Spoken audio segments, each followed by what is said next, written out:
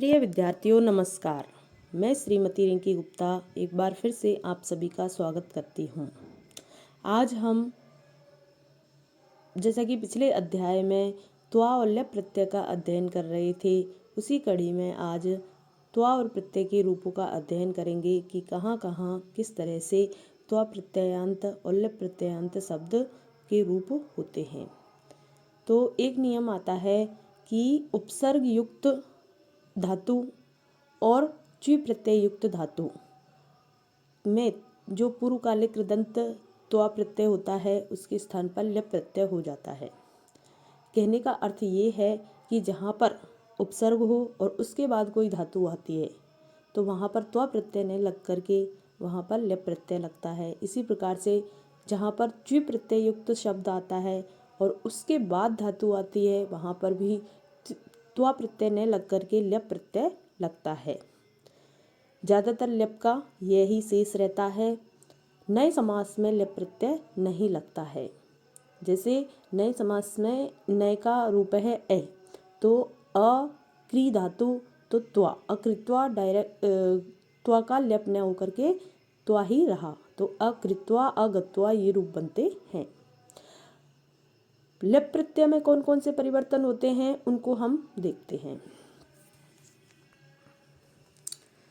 जहाँ पर ह्रस्व ए, बड़ी ई और बड़ा ऊ होता है वहाँ पर ल्यप प्रत्यय लगने पर यही शेष रहता है ल्यप का। और जहाँ पर छोटी ई, छोटा ऊ और छोटी री और ल्यप प्रत्यय लगते हैं वहाँ पर त्य हो जाता है, क्योंकि हमने पहले सूत्र पढ़ा था कि ह्रस्व स्वर यदि पूर्व में हो तो ल्यप प्रत्यय के आगे त्य का आगम हो जाता है, इसलिए त्य। बड़ी री प्लस ल्य होने पर ईर्य यह बनता है। जैसे अब हम देखते हैं रूपों को, तो आकारांत यानी कि आकार आ जिसके अंत में है, जिनके अंत में है, वो धातुओं के रूप कैसे बनते हैं।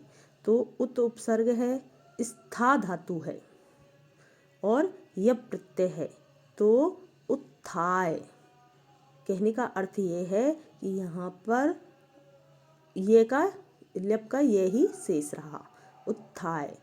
इसी प्रकार से आ उपसर्ग है, दा धातु है जो कि आकारांत है और ल्यप प्रत्यय लगने पर आदाय। यहाँ पर त्य का कोई आगम नहीं है, बिल्कुल ल्यप का यही शेष रहता है। ईकारांत धातुओं को देखते हैं। आ उपसर्ग है, बड़ी नी धातु है जिसमें बड़ी ई की मात्रा लगी हुई है अंत में और प्लस ल्यप प्रत्यय है तो आ नी ये। इसी प्रकार से बी उपसर्ग क्री धातु और ल्यप प्रत्यय लगने पर विक्रिय बनता है। उकारांत शब्दों को देखते हैं। उकारांत जो धातु हैं उनमें रूपों को देखते हैं। अनु उपसर्ग है, भू धातु है और ल्यप प्रत्यय है तो अनुभूय। इसी प्रकार से प्रय उपसर्ग सु धातु और ल्यप प्रत्यय तो प्रसूय। इस प्रकार से यहाँ पर ल्यप का यही शेष रहता है। अब च्वी प्रत्ययांत शब्दों के योग में ल्यप प्रत्यय में क्या होता है उसको देखते हैं। तो मलिनी प्लस भू और प्लस यप ल्यप प्रत्यय, तो यहाँ पर मलिनी भूय। कहने का अर्थ ये है कि च्वी प्रत्ययांत धातुओं शब्दों के योग में जब धातुओं में ल्यप प्रत्यय लगता है तो वहाँ पर भी ऐसा कोई नियम नहीं है कि त्य का आगम होता है, क्योंकि इसमें यही है कि च्वी प्रत्ययांत शब्द जब लगते हैं तो धातुओं के बाद त्वा प्रत्यय ने लग करके ल्यप ही लगता है। इसी तरह से स्त्री प्लस भू धन ल्यप प्रत्यय, इस प्रकार से स्त्री भूय। अब ह्रस्व इकारांत शब्दों को देखते हैं धातुओं को।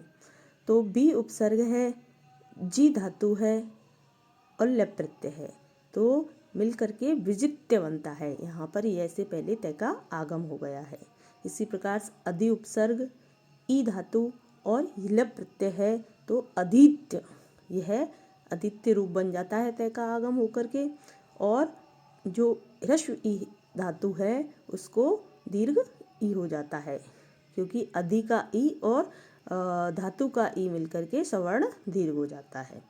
उकारांत शब्द देखते हैं, रस्व उकारांत। तो प्र उपसर्ग है, स्तु धातु है, लप प्रत्यय है तो प्रस्तुत्य। इसी प्रकार से प्रति उपसर्ग श्रु धातु और लप प्रत्यय प्रतिश्रुत्य। ह्रस्व ऋकारांत शब्दों को देखते हैं, अधि उपसर्ग क्री धातु और लप प्रत्यय, तो इस प्रकार से अधिकृत्य बन गया। अनु उपसर्ग श्री धातु और यप प्रत्यय तो अनुसृत्य। ऋकारांत दीर्घ ऋकारांत शब्दों को देखते हैं, जिसमें लप लगने पर ईर्य हो जाता है। त्रि धातु और अब उपसर्ग त्रि धातु और लप प्रत्यय तो अवतीर्य। इसी तरह से बी उपसर्ग क्री धातु और लप प्रत्यय तो विकीर्य। अब अगला नियम आता है बच बद बस बह